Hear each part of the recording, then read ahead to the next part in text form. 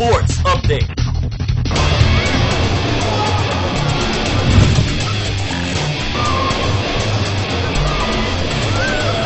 High-flying action delivers on the first Monsieur Del Rosario Olympic-style Taekwondo Championships in Quezon City.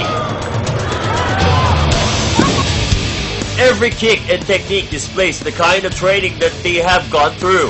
Kaya naman naging very competitive ang tournament.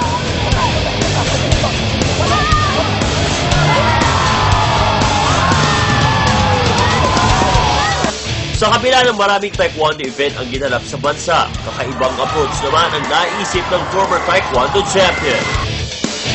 Is to find players that can hopefully one day represent the country in the Olympics. That's why ang team ng event ko, the first Monsieur Del Rosario Olympic-style Taekwondo Championship.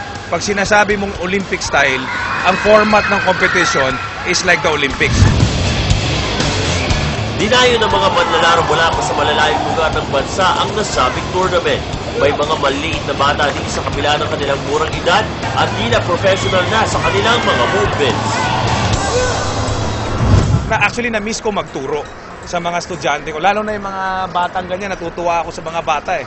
Parang mga, pag naglaro sila, pag nakikita ko, parang mga matured player na eh. Ito ang isang sport and the other one is boxing, kung saan ang Philippine sports is hoping to win first Olympic gold medal.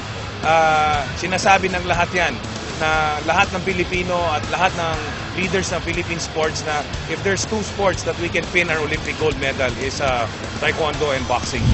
Baka sa mukha ng mga participants ang excitement na maipamalas ang taglay nilang talento.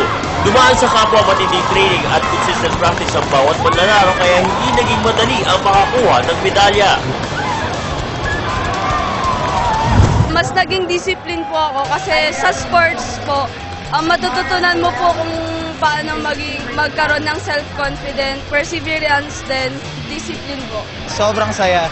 Para sa lahat kami nagtataekwondo, talagang makikita mo yung exposure mo. Meron ka matutunan, matalo man o manalo, meron ka talaga matutunan. Hindi pa man nakakasungkit ang gold ng Philippines sa Olympics, malaki ang pag-asa na balang araw ay pagkakaroon din ng mga international recognition ang ating bansa sa larangan ng Taekwondo. Sports Update.